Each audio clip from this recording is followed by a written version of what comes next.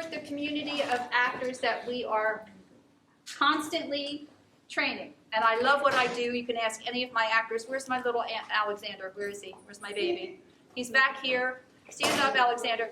Alexander is, he always reminds me that I say I don't like actors, I love actors. And that means I really like them too. It's just not, I just don't say I like them, because that's like, oh, so you like everything. You know, you like the trees, you like this, you like that. Basically, I love actors. We're all crazy, and you have to be crazy to be in the business. And I had a very special treat tonight. My cousin flew in today from New Jersey.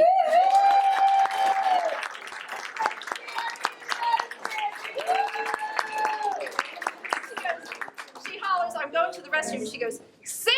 I think, I know that now. I know that voice. I turn around and it's her. Well, so I'm really happy that she's here to share amongst the things that I do, because they really didn't get what I do for many, many years. I didn't get it, so how could they get it, okay? Because as an actor, you're always changing whatever it is that you do. I have a lot of my old-time students here tonight. Yay! I've got Michael Joya here that I used to work with at the Acting School of South Florida. I know Michael! So again, once again, they all come out and they support, because that's what we have to do as a community, is to support one another. So without further ado, I'm going to bring the cast out. They're going to come out. Come on out, cast. And while they're coming out.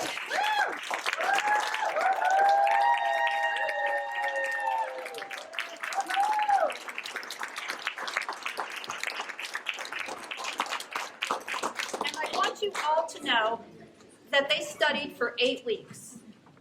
I've had some people here who have absolutely done theater before, and other people who are brand new.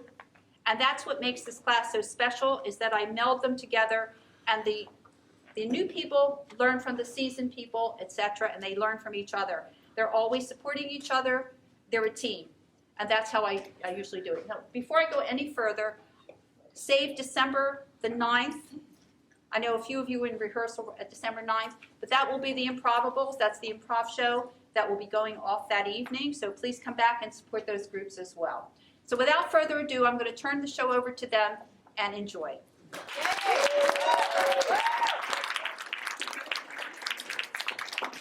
Hello, I'm Tracy Kramer. Thank you for coming.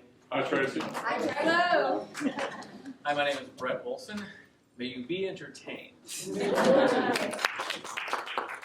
Hello, my name is Vernell Robinson. Welcome. Hi, my name is Sonia Smith, and thanks for coming. Hi, I'm Brother Grow, and please enjoy. Hi, I'm Candace Logan. Thank you guys for your support. Hi, my name is Jennifer Caesar. Thanks for coming. Hi, I'm Rebecca Silva. Thank you so much for coming. Hello, I'm Jade Brereton. Enjoy the show.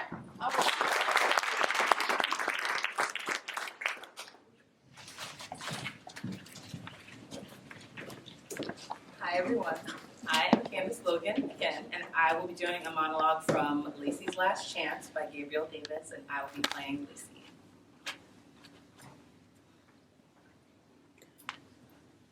My father was a wonderful man who waited on me hand and foot as a child. My mother used to jokingly call him the slave.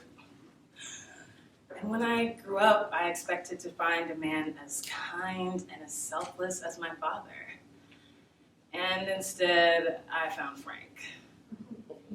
I used to always give Frank these 30-minute back rubs, which he always asked for. He never gave me back rubs, unless I begged, and then they would only be for 30 seconds. One time, I broke both of my arms, and they were put in casts. And despite this, I still continued Frank's back rubs. Then my doctor told me that if I continued to use the muscles in my arms in that way, that I could permanently damage them and have unbearable shooting pains for the rest of my life. And when I told Frank what the doctor said, he told me that I was exaggerating because I was being lazy and didn't care about how his back felt. So a short time after that, I told him, after another one of Frank's back rubs, I told him, your turn. And I want 30 minutes because I always give you 30 minutes, and fair is fair. And Frank said, I thought you gave me back rubs because you loved me, not because you wanted something in return. And I explained to him that I do love him, but that I do want something in return because I give so much. And Frank told me that I was being selfish and needed to work on becoming a truly selfless person. So I tried to be selfless for a while, but the shooting pains in my arms, which he also refused to massage, became so unbearable that I just figured it would be easier to kill Frank than continue on trying to be selfless. And I know I could have just left or something. But the apartment was so nice. Why should I be the one to have to give it up? I'm the one who found it in the first place.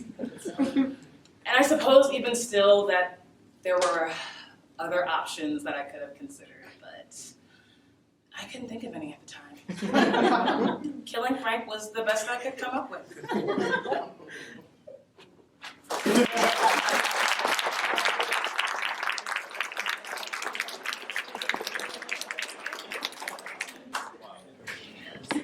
Hello again, my name is Rebecca Silva, and I'll be performing a monologue called Once Upon a Bride, There Was a Forest by Kristen Palmer, and my character is Josie.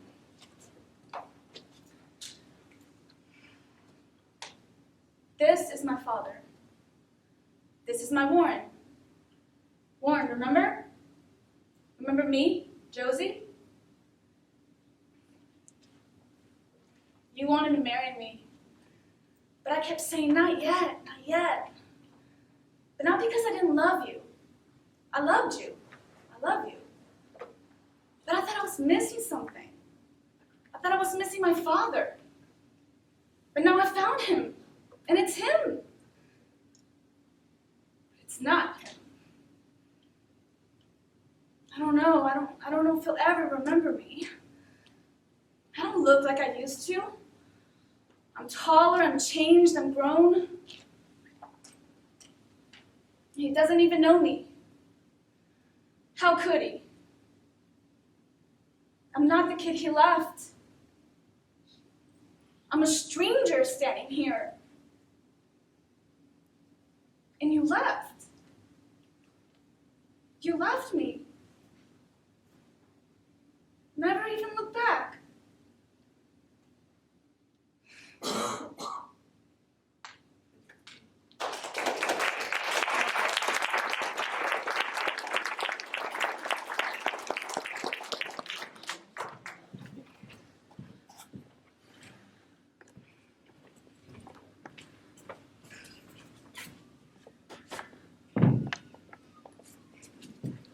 Hello again, I'm Tracy Kramer. And I'm Jennifer Caesar.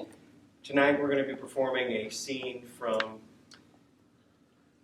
First Breeze of Summer. Thank you, by Leslie Lee. I'll be performing the role of Britain. And my character's name is Lucretia.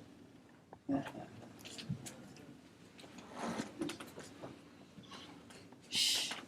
Come on now, every time we're together. They went out to dinner, she'll get drunk and sloppy sick with all her southern charm, and so will he, and when he's ready, they'll come home and flop into bed, bound by their drunkenness. We could be here the whole night, so stop worrying. Your mouth is really sensual, you know that, Lucretia? All you neighbors have such sensual mouths. Not like us white people. Brittany, when I was gone today, Hey, where the hell were you? I was getting lonesome. I was at the doctor today, Brittany. He says I'm gonna have another baby. He says you're what? That's what he told me. You're not saying it's mine, are you? You're not.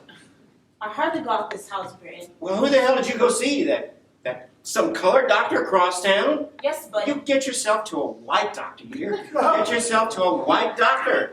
the man did a test or something. I made sure. Brittany, not so loud. They're gone, goddammit, I told you, and I'm not going to check that goddamn door again. I made sure. I took precautions with you every time. Unless that last time or some other time when you told me it was going to be all right. I thought it was. You thought. You thought, what do you mean you thought, Lucretia? Jesus Christ! I thought it was. You're trying to trick me. You black... Britton, I'm not. You're trying to trick me? One of those people out there, they knocked you up and you're trying to blame it on me? I'm not like one of those fighting girlfriends you bring around here, boy. Okay. Just let me get my mind together. Sometimes I have a little trouble getting my mind together, you know. I have a little trouble and... These people around here, Lucretia. That white doctor. I'll get you to him. Or that black one, if that's what you like, and we'll get a job done on you, Lucretia. I'm not going to get rid of it. Oh, come on, you have to. I don't believe in that kind of stuff. Well, you better believe in it, Lucretia, because you have to do it. Don't tie me down with thoughts. Don't tie me down with something I am not ready to think about. Britton, I thought about it. I'm going away from here. Where? Saddled with 2 kids. Look, I'm not Lucretia. going to do what you want me to do. I'll tell your father that I had to quit. That I had to go up north, but I'm not going to do it. I won't tell anybody. That's what you worry about. No, you wouldn't. You should, but you wouldn't. So many things I want to do. So many goddamn places I want to be. Sometimes all at the same time.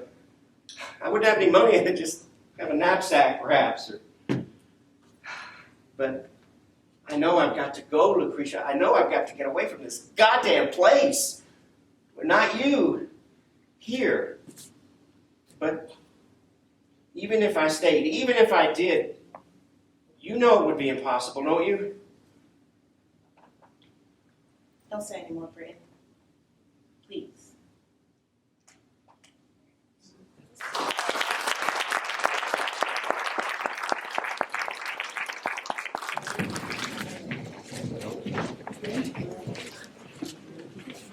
Ladies and gentlemen, we are going to build you a machine. We can build you any kind of machine you would like. We want to hear your ideas, throw them out, shout them out. What kind of machine would you like us to build? A contraceptive machine. Money making. A time machine. I like that one. A money-making machine. Money.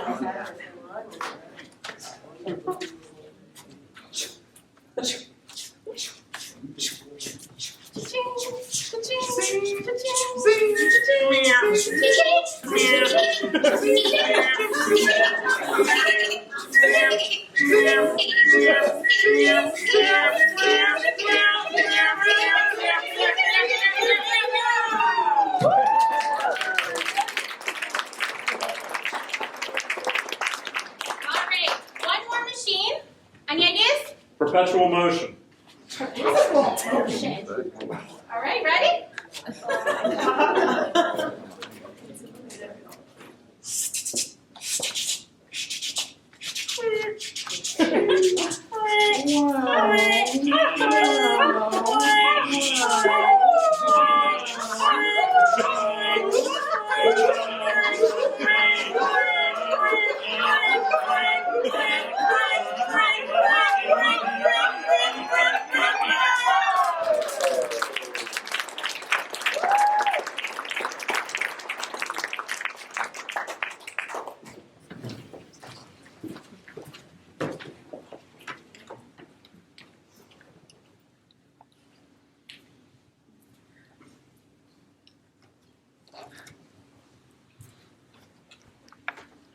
Hello, ladies and gentlemen. My name is Burnell Robinson. I will be performing a monologue from George Bernard Shaw from My Fair Lady, and my character is Eliza Doolittle.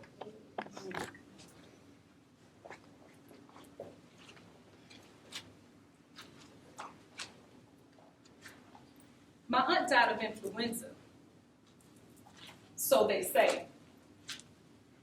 I say someone did the old woman in. Love you. Why should she die of influenza? When she come through diphtheria the year before, everybody thought she was dead. But my father just kept ladling that gin down her throat. She come to so sudden, she knocked the bowl off the spoon. Now why should a woman like that die of influenza? And whatever happened to that new straw hat? Yeah, that's the one that should have come to me. Somebody pinched it. And them that pinched it be the ones that did her in. Them who she lived with, they would have killed her for a hat pin, let alone a hat. And as for father, ladling that gin down her throat, that wouldn't have killed her. Not her. Gin was as mother's milk to her. Besides, he poured so much down his own throat. He knew the good of it.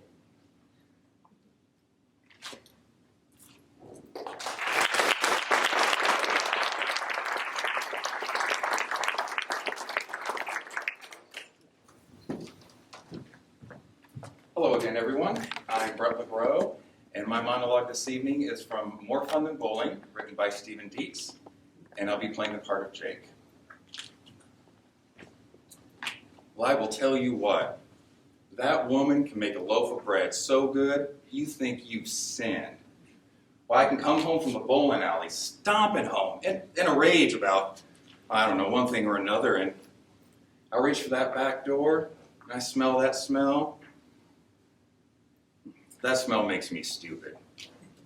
That bread is so good, it'll wake up taste buds that you lost years ago. Drinking 3-2 beer, bring them right back to life. My mama used to make bread like that. And she'd make me sandwiches, big thick ones with a hard brown crust. Now, the city kids had Wonder Bread. If you know Wonder Bread, it's cut kind of thin, kind of soft, and somehow it meant that they had less dirt under their nails than I did. Well, every day I take my sandwiches to school, and I trade them with Mikey Swanson, so I could get a hold of his Wonder Bread, and I'd feel like one of them big city kids. I remember one time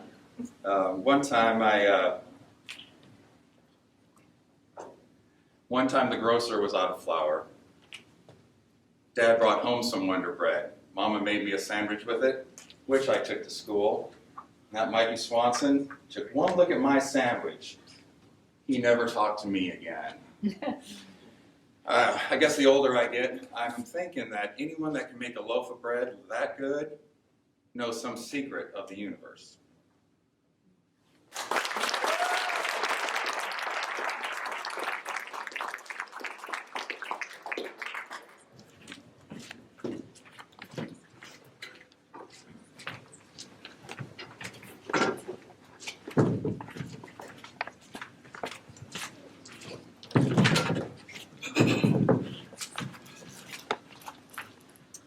Hi, my name is Brett Olson, And I'm Candace Logan. and we will be performing a scene in the play Romantic Comedy written by Bernard Slade, I'll be playing Phoebe. and my character is Jason.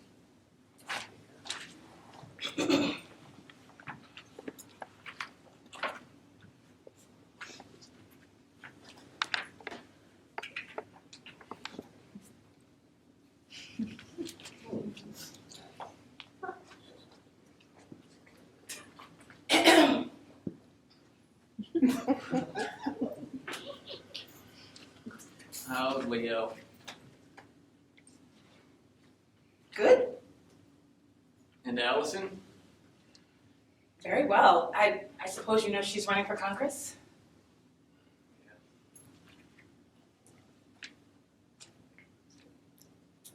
You live alone? All alone. I'm sorry I walked out on you, Jason. I mean, at that time, in the middle of a production. It wouldn't have mattered if you stayed. Nothing could have saved that play. Anyway, since we're on that subject, I said a lot of things in the heat of anger. before you left. Oh, but I you don't have to apologize for No, any no. of... I said something that's really been bothering me, and I'd like to retract it. It was stupid and childish, and I should never have said it.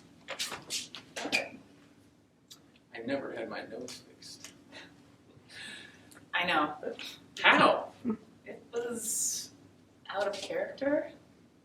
For me to have it done? No, for you to admit it. I had forgotten what an excellent judge of character you were. Why are you nursing such a grudge? You're asking that seriously? I think it's rather important we clear the air. Oh, why? Look, I understand that I ran out on you at an inopportune time, but is that any reason to sink into a childish sulk? Childish? You flipped my life upside down. You ruined my marriage. How did I ruin your marriage? Look, I don't see any point rehashing all this. In what way did I ruin your marriage? All right. Do you know why Allison left me? She found out about you and Kate Mallory. And how do you think she found out? Why do you think she kept her nose to the scent like a Tennessee bloodhound? I have no idea. Allison kept asking why you walked out, wouldn't accept any of the reasons I gave her. It was maddening. She said, for you to leave, I must have done something absolutely horrendous. Now, why would she think that? Look, she was quite demented at the time. Totally irrational. It made no sense at all. What didn't? She was saying that for all the years that you and I were writing together, that you'd been in love with me.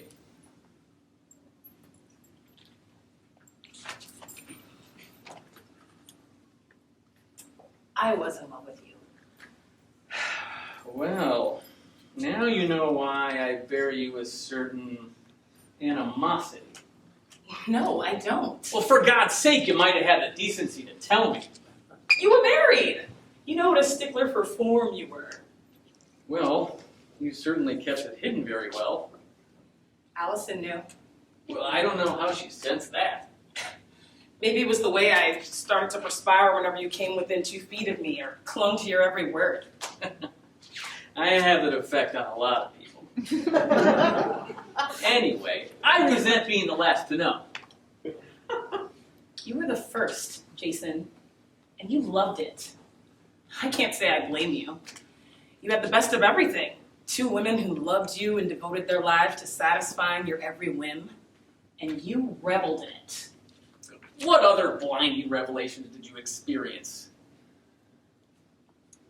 Well, that when I found out about you and Kate Mallory, I was really upset because I wanted you to make love to me. You know, I liked you a lot better before you came out of your shell. It's not easy for me to stand here and say these things, Jason. It's not a lot of fun where I'm standing either. Look, is this encounter part of your therapy? Partly.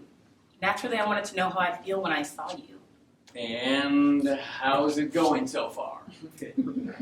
Well, are you just being flip or do you really want an answer? You used to be able to tell.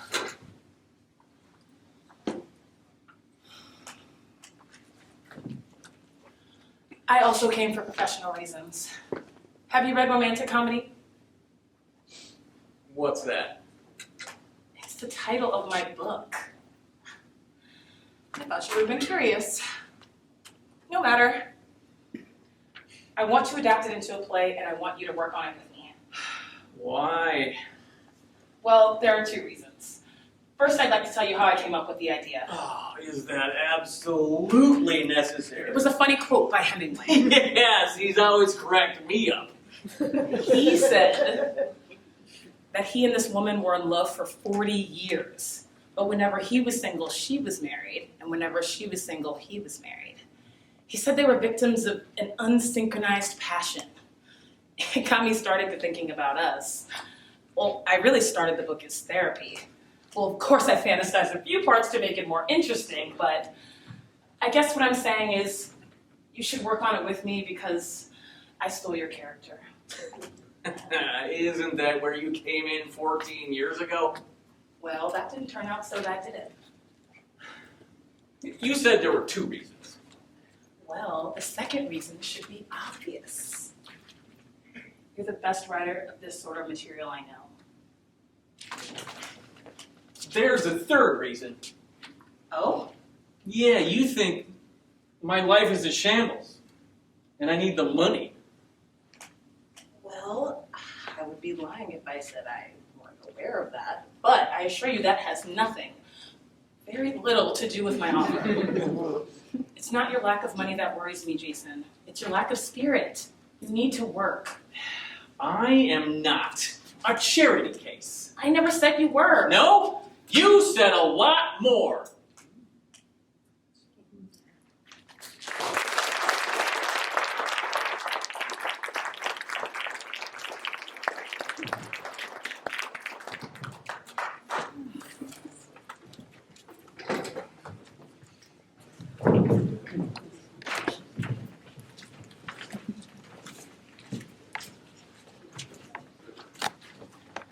Good evening, ladies and gentlemen. We're going to perform an improvisation for you called My Life as A. And we just need some input from the audience. So you can think of anything you want. Let your imagination go wild. It could be a rock, a star, an airplane, a starfish, whatever. Yell something out. I didn't get anything. Rockstar. Sorry. Rockstar. Okay, I heard rockstar. Jade, my life as a rock star. My life as a rock star. This is my stage. I'm there every night, playing for you, making you jam, giving you the time of your life. Then sex, drugs, rock and roll thereafter, right? Crash till 2 p.m., do it all over again. My life as a rock star.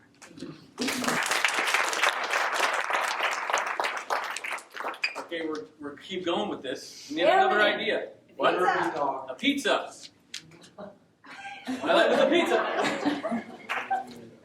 My life as a pizza. Wow. What imagination a pizza has, or actually the person that's eating it. My life as a pizza, you can put anything on me you want. And I go into this big wide mouth, see all the cavities, all this. My life as a pizza is just that. My life as a pizza.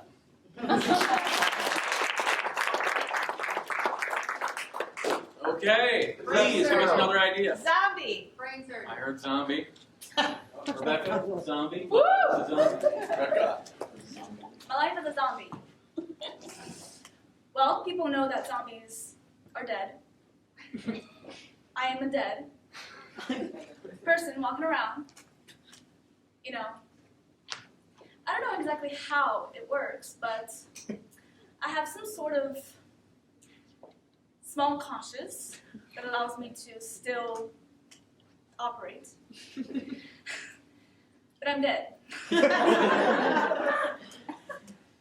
life as a zombie.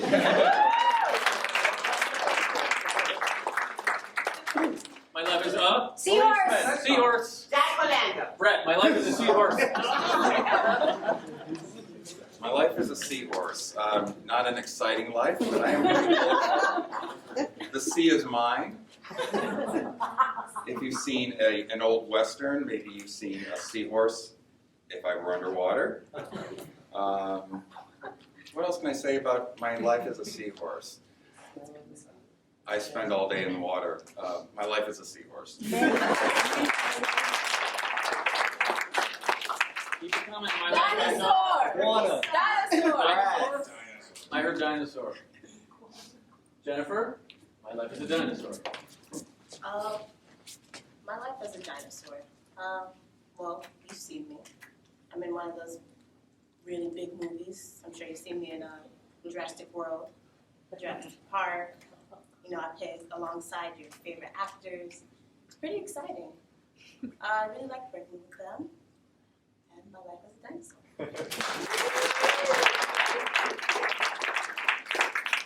My life as a. Extension. One at a time, please. Alien. What was the thing that ended with engine? Hair extension. Hair extension? Alien. What? My life is hair extensions. My life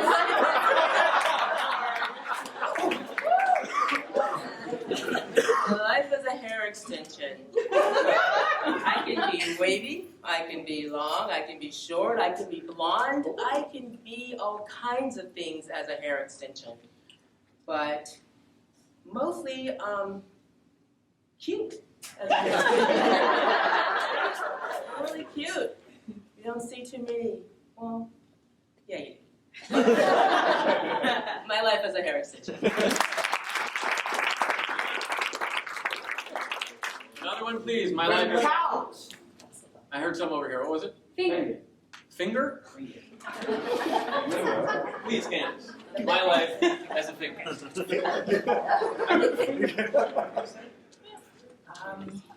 My life as a finger is pretty awesome. I have 9 siblings, and we're all really tight. And you know, people say that we're fingers, but you don't see us finging all day. But you just don't know what it looks like. My life is a finger.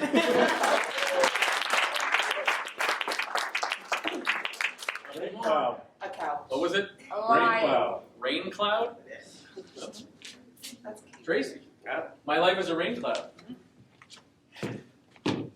My life as a rain cloud.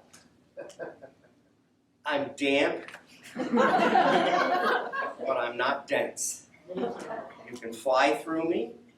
I come in shapes, and when you lay on the grass, as I change shapes, maybe I'm a duck, maybe I'm a couch, and if you piss me off, I'm going to rain on you. Okay. My life as a rain cloud. We have one left. Make it a good one. You're in it. What was that back there? Lion. You get the line, fine. Okay. Lion? Lion. My life is a lion. You know, I really have it made. I lay around the African savannah while all the women go hunting for me. And I get to do the mating, too. I mean, I don't see a single downside to being a lion. Everybody fears me. I can go into a village and I can eat little babies, or I can eat my own children, even. And I got this beautiful mane that everyone just is jealous of in the entire jungle. It's a great life. My life is a lion.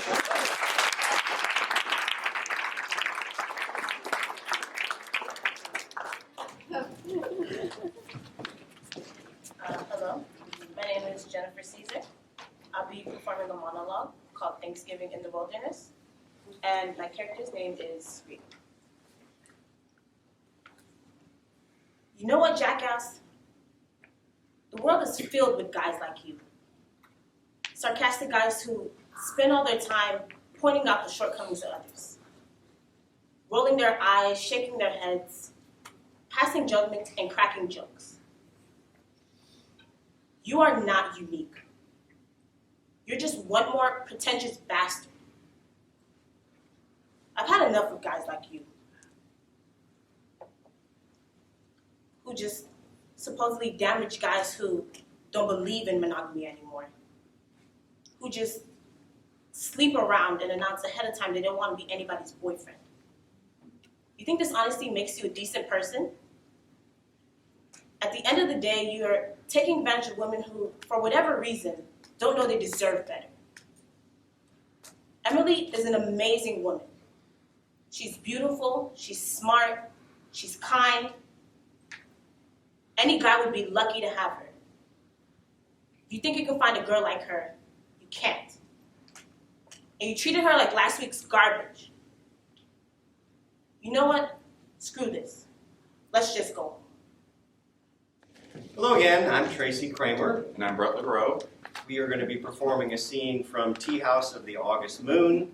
written by John Patrick, I'm going to be playing the role of Colonel Purdy. and I'll be playing the part of Captain Fisby.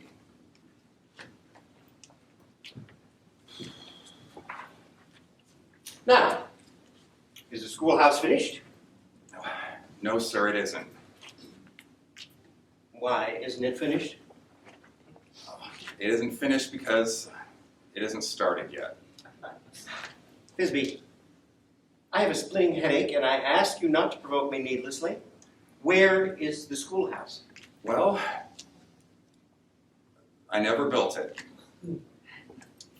Don't stand there and tell me you never built it. I sent the lumber down 2 months ago. Has it been that long, sir? What did you do with the lumber I sent? I built a tea house. I don't suppose you have any aspirin? No, sir, I haven't. Sit down, Thisbe. I want to be fair. I'm a patient man. When I run into something that defies reason, I like to find reason. What in the name of occupation do you mean you built a tea house instead of a schoolhouse? Well, it's a little hard to explain, sir. Well, everyone in the village wanted one, and Lotus Blossom needed a place to do her work. And just what is your relationship with this woman? Well, she was a gift, sort of, and, well, she's a geisha girl, after a fashion. You built this tea house, this place, for her to ply her trade with lumber belonging to the Army of Occupation of the United States government? Well, it just seemed like lumber at the time, sir. Thisbe, are you operating a house of prostitution? Oh, no. Geishas aren't what you think. Don't tell me what to think. Army intelligence, they warned me that something mighty peculiar might be going on here in Tobakai. What's Army intelligence got to do with this, sir? Well, you're not very cunning, are you, Thisbe? With all the occupation money finding its way to this particular village, did you think it wouldn't come to the attention of intelligence? Oh. Why, Thisbe? Why did you do it? Well, Lotus Blossom needed a place to teach the Ladies' League how to become geishas. Thisbe, do you mean to say you've turned all the decent women of this village into professional... How could you sink to such depths, man? I was only doing what the majority wanted, sir. Well, I don't doubt that statement. I don't doubt that at all. Sad thing, it's taken a war to convince me that most of the human race is degenerate. Thank God I come from a country where the air is clean and the wind is fresh and we lie under a blanket of protection. Oh, would you quit listening to yourself for a moment? Listen to me. There's nothing that goes on in that tea house that your own mother couldn't watch. You be careful how you use my mother's name, Thisbe. Well, okay. My mother, then. Well, tell me this, then. What is bringing all that occupation money to this particular village? There is only one thing, Thisbe, that attracts that kind of money. Well, evidently there's two. Well, if it's not honor you sell here, then what? We make things. What? We make things. Mats and hats and cricket cages.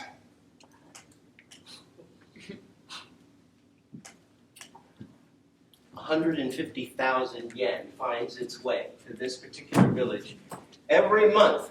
You can't convince me that the American soldier spends all of that on cricket cages. Well, naturally not all of it, sir. Bring, bring, bring, bring, bring, bring, Well, answer it. bring, bring. Oh, probably nothing, sir. Well, it may be from me. Answer it. It rings all day. Pay no attention. I'll answer it.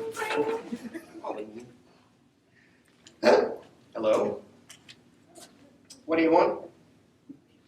Who is this?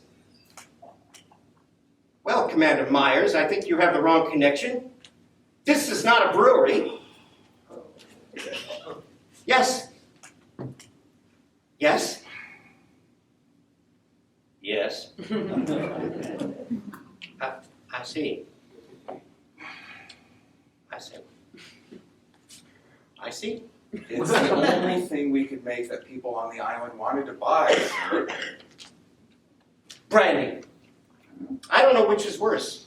Putting your country in the white slave trade or the wholesale liquor business. Congress will have to decide. We've got the most successful village on the island, sir. This ends my army career. I promised Mrs. Purdy I would come out a general. You have broken a fine woman's heart, Fisby. You said, make this village self-supporting, Fisby. I didn't tell you to encourage lewdness and drunkenness. You have sullied your nation's reputation. The tears that could flow from a scandal like this will make it... All right. Shall I kill myself then? Don't minimize this. You don't know the enemy's genius for propaganda. Do they have to know? I mean, we're doing all right.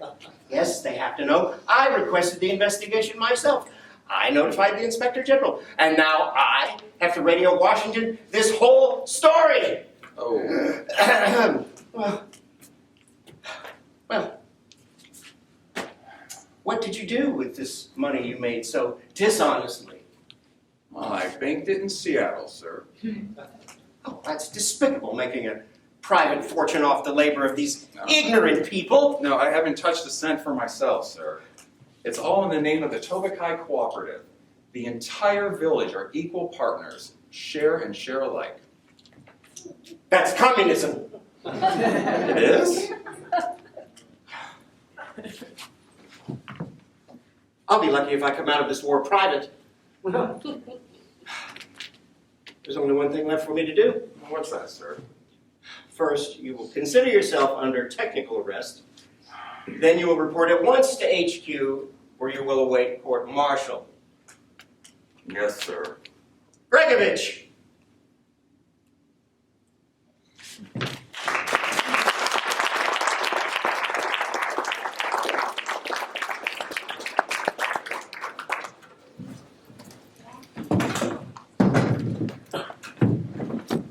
Hi, my name is Sonia Smith, and I'll be performing a monologue from Angela Grimke entitled Rachel. My character will be Mrs. Lane.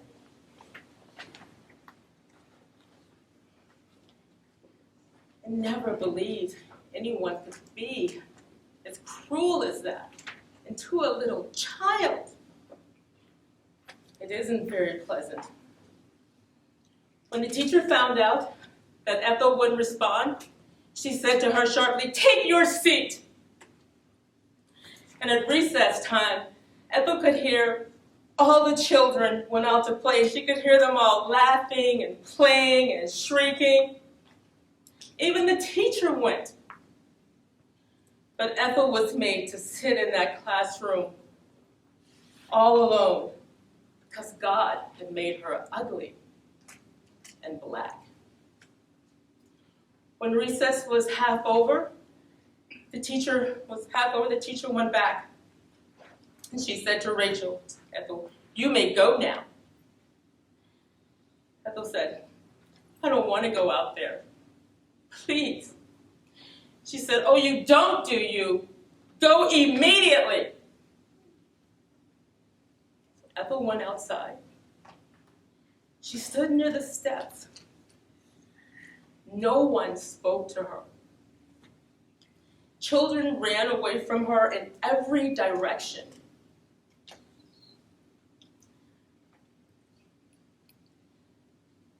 They ran in every direction. Finally, one little girl, she walked up to her. She ran her hands down Ethel's face.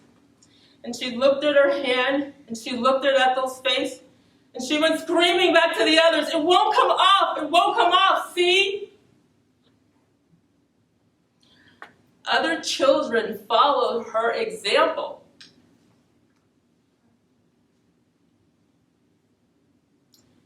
And one little boy said loudly, "I know what she is.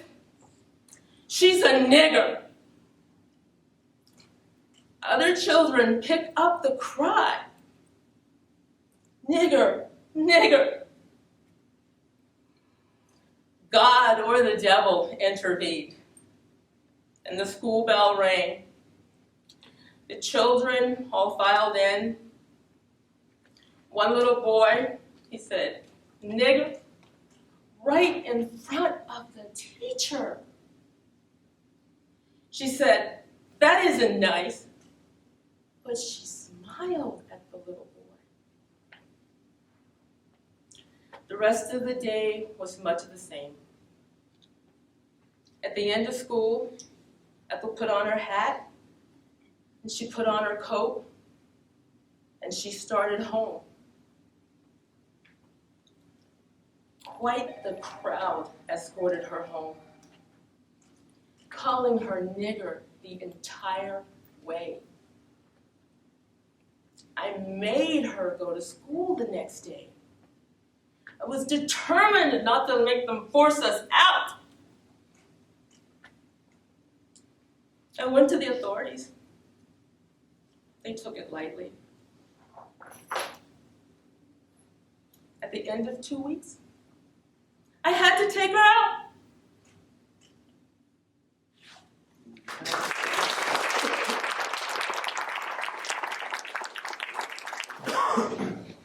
Hello again, I'm Tracy Kramer, and I will be performing a monologue from Prisoner of Second Avenue, written by Neil Simon, and my character is Mel Edison. Edna, talk to me for a few minutes because I think I'm going out of my mind. I'm unraveling. I'm losing touch. I don't know where I am half the time. I walk down Madison Avenue and I think I'm in a foreign country. Something is happening to me. I'm losing control. And I can't handle things anymore. The phone on my desk rings 7, 8 times before I answer it. I forgot how to work the water cooler today. I'm standing there, holding an empty cup in my hand, and water is running all over my shoes. I would give $1,000 to charity if I could feel tension, if I could feel tense. If you're tense, you're tight, you're holding on to something. And I don't know where to grab. I'm slipping and I'm scared. Can't see my analyst. He's dead. 6 years, $23,000. What does he care if he gets a heart attack? He's got my money. And I won't see another one. Start over from the beginning. Hello. Sit down. What seems to be the trouble? It cost me $23,000 just to fill this ductor in on the information I already gave the dead one. I don't know where I am, or who I am anymore. I'm disappearing, Edna. I don't need analysts. I need lost and found. Even the cactus is dying. Strongest plant in the world only needs to be watered twice a year. I can't make a go of it at 88th and 2nd. What worries me is if I ask for 2 weeks off, they'll give me the other 50 weeks as well. I'm not worried about losing my job. I'm worried about keeping it. Losing it is easy.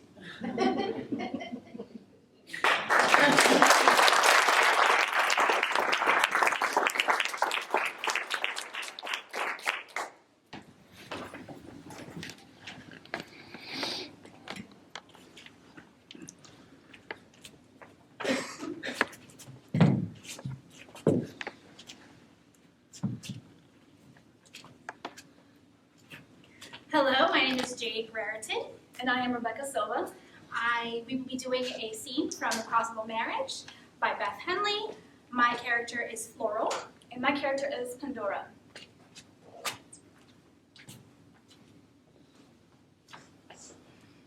Pandora, wait a moment. I have something. What? Let them go. Let them get out of range. What is it?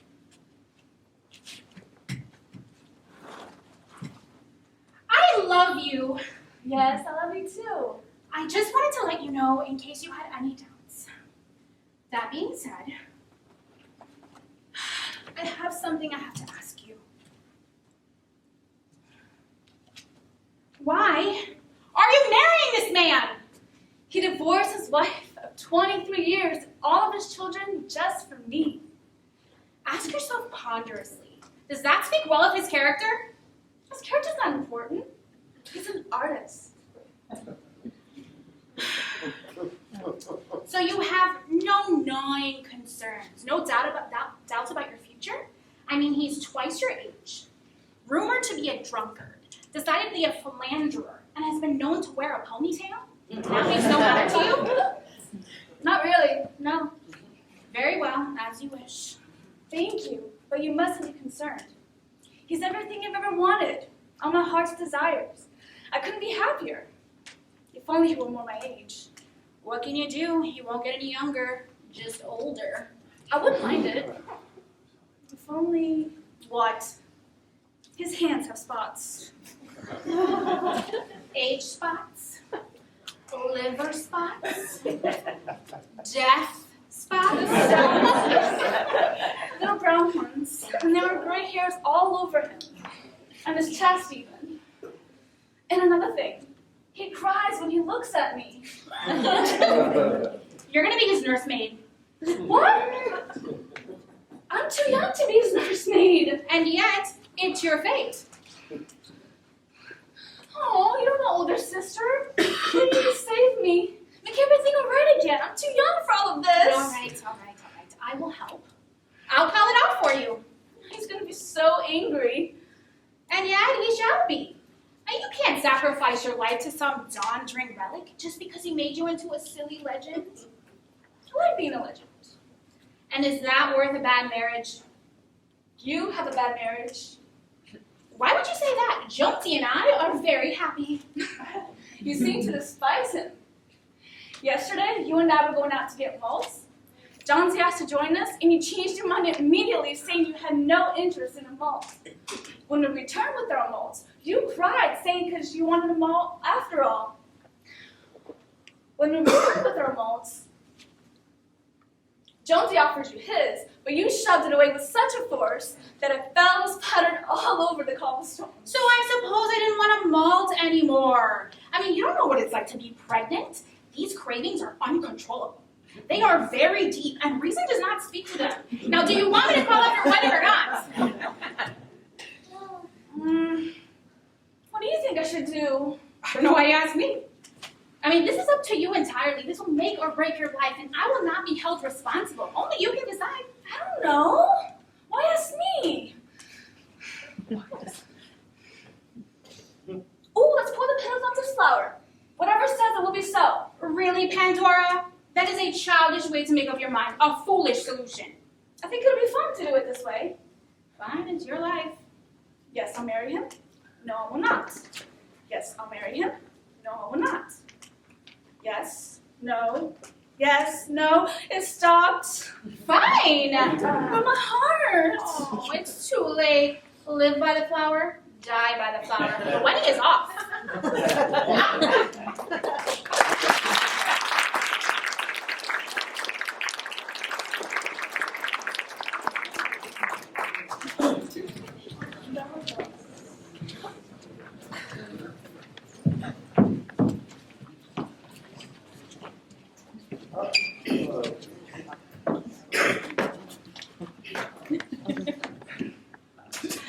Ladies and gentlemen, we have yet another improvisation for you called The Talking Hands. Women are going to start, and we need two topics of conversation. We'll take one from this side, one from that side. A topic of conversation. A burning sensation. Ooh, I love that. Okay. So then we're talking about a burning sensation. And over here, Intuition. I heard shampoo. Becky, you're talking about shampoo. Okay? Go for it. I have this burning sensation. I'm not quite sure what to do about it. Really? You know? What does it feel like? Where in your body is it? It's like, it's in my heart.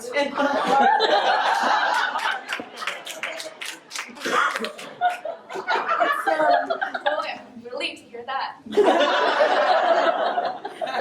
It's, I met this guy, and I don't know how to describe him besides he's a burning sensation. Really? Well, have you seen my hair? A little bit, girl. Let's talk about some hair. What do you think of mine tonight? Your hair looks like it's hot. It's on fire. Fire. Why, thank you. It's awfully beautiful. Thank you so much. You're welcome. Yeah, I washed it. And I used conditioner. And I tasted it. Did it burn? It's so delicious. Yes, I actually, I You had a some burning heat on my sensation hair. I too? put my heat No. on my hair. Yes, and I had to straighten it with, straighten my iron. It was very, very hot. I feel very, very bad. I had to put protection. Yeah. This guy, on my hair. let me Thank tell you, you. ladies. Yeah. So,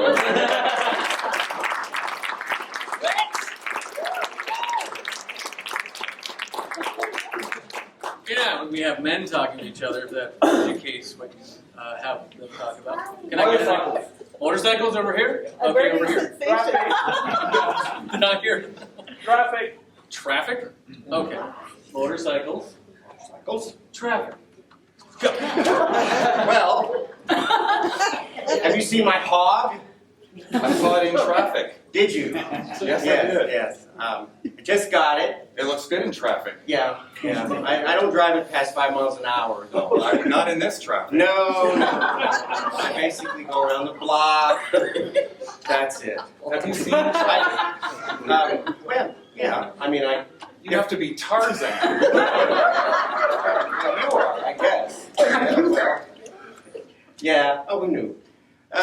Yes, my motorcycle is it's got flames on the gas tank, and it makes that loud potato noise. And That's in traffic, yes. yeah, well, my mom won't let me drive it down, but to the end of the driveway. So That's because she's seen you in traffic. yeah. I tried to leave her in traffic, but she won't stay. She doesn't like riding on the back anymore since I hit those big bumps. But I'm, all the guys at the chess club love my Harley. So Well, that's a pretty cool Harley. yeah, they all come over and play chess. I love the Thank you, gentlemen. Yay!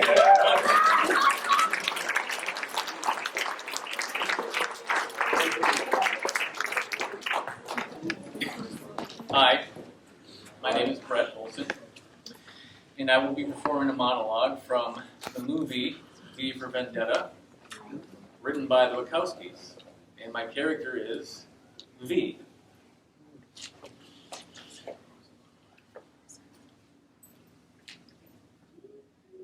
Who? Who is but the form following the function of what? And what I am is a man in a mask. Of course you can see that. I am not questioning your powers of observation. I am merely remarking upon the paradox of asking a masked man who he is. But, on this most auspicious of nights, permit me then, in lieu of the more commonplace sobriquet, to suggest the character of this dramatis persona. Voila! In view, a humble vaudevillian veteran, cast vicariously as both victim and villain by the vicissitudes of fate. This visage, no mere veneer of vanity, is a vestige of the vox populi, now vacant, vanished. However, this valorous visitation of a bygone vexation stands vivified, and has vowed to vanquish these venal and virulent vermin, vanguarding vice, and vouchsafing the violently vicious and voracious violation of volition. The only verdict is vengeance. A vendetta, held as a votive, not in vain, for the value and veracity of such shall one day vindicate the vigilant and the virtuous. Verily, this vichyssoise verbiage veers most verbose, So let me simply add that it is my very good honor to meet you, and you may call me V.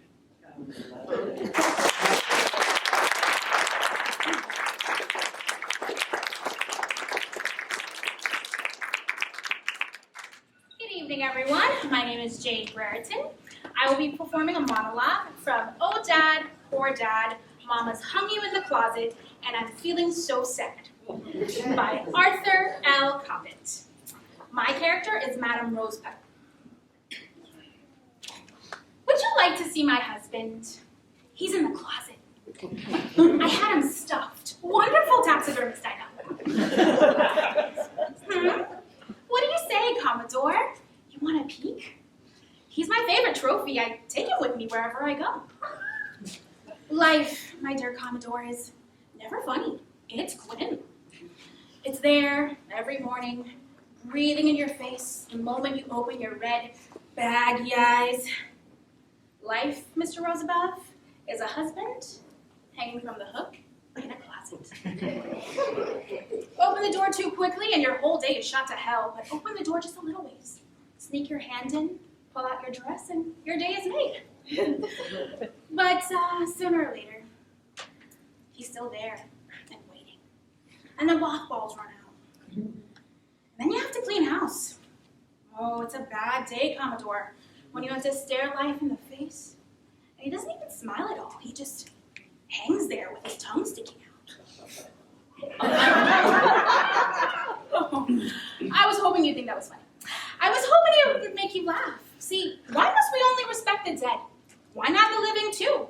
I killed him, of course. Champagne? To your continued good health. Oh, the waltz, monsieur. Oh, listen, the waltz, the dance of lovers.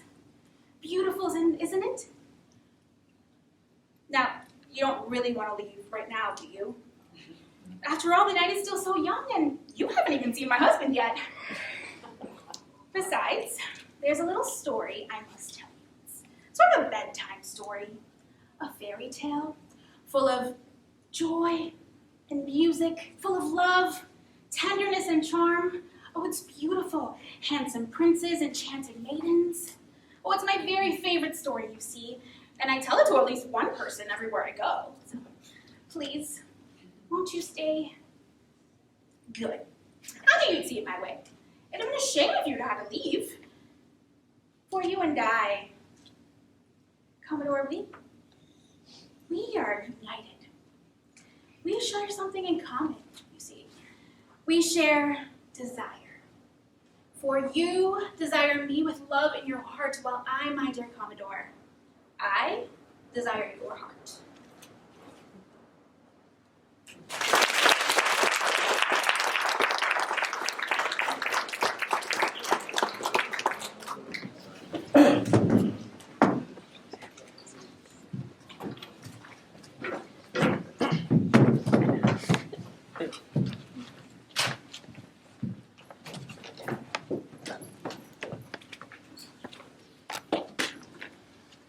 Hello, my name is Burnell Robinson, and we will be performing a scene from Indulgences in a Louisville Harem by John Warlock.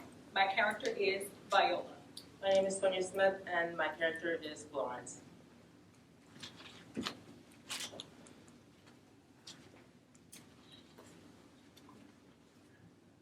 Did you pay the butcher bill? Yes, Viola. Last week. I'm gonna go check the mail.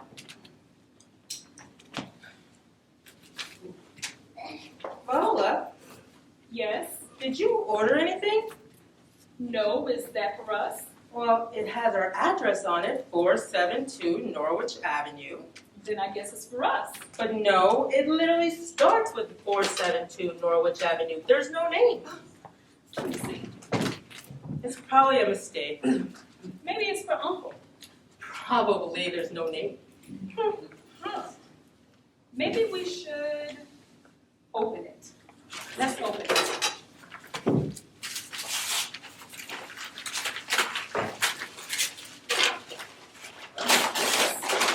Package really tight.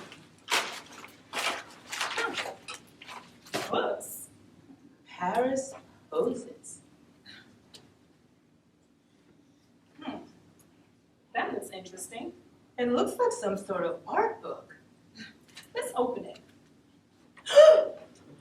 Hi, Ola, this isn't for us. Well, I just want to see something. Some things are private, and they should stay that way. Well, maybe it is art. Perhaps, but whatever it is, it's burning. I'm throwing it in the furnace. Wait, what's this? Gladiolas. Gladiolas? How to breed and raise gladiolas. How nice! Oh, Florence. Well, it is. Someone's went through an awful lot of trouble to put all this information together on gladiolas. I suppose. Now this is art. We can't breed gladiolas here in Louisville. We're well beyond the range of breeding gladiolas. We'll look it up. Let's see. 43, 42, breeding range. Let's see here. Louisville, Maryland, Kentucky. There we are, Kentucky. This is unbelievable. We're well within the breeding range, Paola. Mrs. Whiting's new book of eligible gentlemen. What is? This is What is this? Mrs. Whiting's new book. Paola, these are pictures of men. What is this? Who are these men? These are eligible men. Nonsense. Look, a doctor. Paola. These are, I wonder how this works. let's see. It says, in letter of introduction, include name and numbers of selection. This is This, I don't know what this is, but this is not for us. this horrible book. Oh my goodness, this horrible book is a catalog of men. Well, it says that they're all respectable. Look, here's a lawyer, Amos N. Robillard. Here's a lawyer, I see. Amos N. Robillard, professor of sciences. No, this is like this horrible book is a catalog of men. What is this? Here's a lawyer, Randolph Brooks, attorney at law, Bellevue, Maryland. He looks like Fred Lacey. Well, goodbye, Mr. Lacey. You're burning. Off to the furnace you go. Wait a minute. What? It won't hurt us to look a bit further. Paola! Bankers, carriage brokers. Oh, Florence, wouldn't it be wonderful to have a carriage broker? A carriage broker for what? Well, for Exactly. Exactly, Viola. This book may be new in Maryland, but here, this is utter nonsense. It's social garbage, and it's probably immoral. Look, it says so right here, that these men are certified, acknowledged, and approved. References available. References from who? I mean, honestly, Viola, look at these faces. I don't see what all your fussing is about. Ugh. Testimonial letters. Oh, let's see here. Dear Mrs. Whiting, I have met the most remarkable woman through your agency. A woman of most fine thoughts and even disposition. Our nuptials are to be celebrated at the end of the year. A fact warranting my heartfelt and constant gratitude to you and your publication, I remain yours truly, Thomas T. Esquire. I mean, honestly, Viola, how do we even know if he actually married this woman? Well, he'd have to be rather foolish not to marry the paragon of his dreams. What? Doctors, lawyers. Is Mrs. Whiting wooing any Indian chiefs in here? Come on, Florence, be serious. I am serious. This is a serious publication. This is a catalog of men. And what's wrong with that? Weren't Sears and Roebuck respectable? Sears and Roebuck? This is not Sears and Roebuck. This is a catalog of men. Look, this is the 20th century. Now tell me when you find someone interesting. I am not looking at this. Tell me. Tell me. Slow down. Who's he? Sit down. Oh, Saunders P. Cruzen, professor of literature, at where? Brown University. Brown University. That does sound respectable. Told you so. Wait. Didn't Bessie Anderson's sister marry a professor of literature? Yeah. That's the one that drank whiskey and read Oh tiny my stories. gosh, that is the one, Yes. that poor woman. She wouldn't listen to anybody. That poor soul. Wait. Who's that? Amos N. Robillard, professor of sciences, St. Louis, Missouri. St. Louis, Missouri. That's so far away. Any Italians in there? No Italians. Just mathematics and physics. Yeah. You know, he's probably hiding something. These men in this catalog of men. I wonder how much one application will cost us. What? Let's see. Paola, we are not doing this. $1. Viola, we are not doing this. Well, I know we have $1. It's just $1. We are not doing this. $1.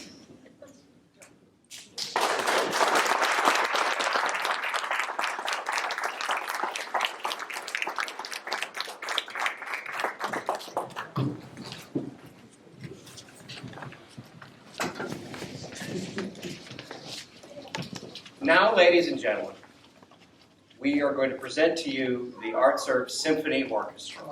And with your help, we're going to get the theme of what it is we're going to play. It could be the theme of traffic, it could be the theme of winter, it could be the sounds of Christmas. You name the theme, and we will tune up, and then we will play the sounds. Time travel. Halloween. Trash can collection. When did the tree? What was that, trash? can collection. Trash collection, I like that. Okay. First, we're going to tune up one at a time, and then we'll give you trash collection.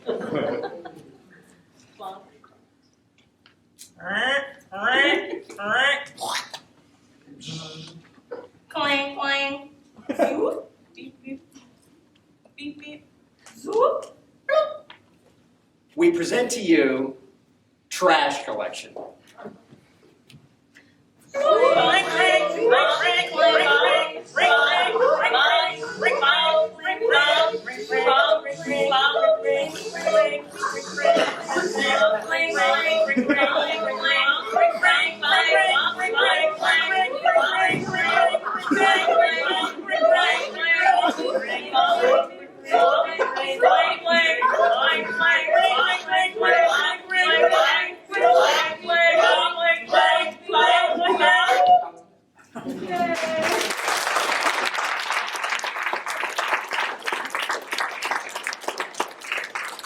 Okay, now they're going to come out. That was our finale number.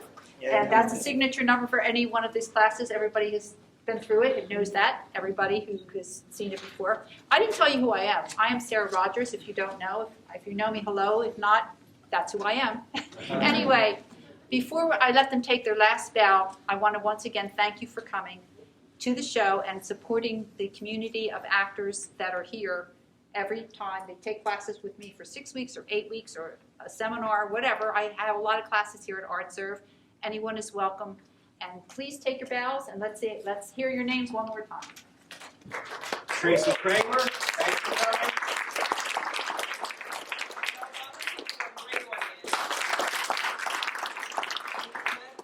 coming. Fred Olson, I appreciate your support. And thank you. I'm Candace Logan. I hope you guys enjoyed the show. Jennifer Caesar, thanks for coming. I'm Rebecca Silva. It was wonderful having you. And Jade Brereton, thanks for all the love.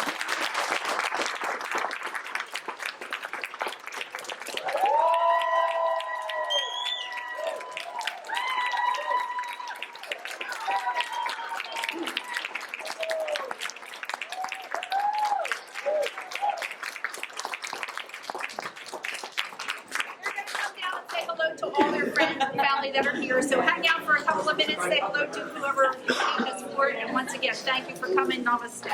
Bye.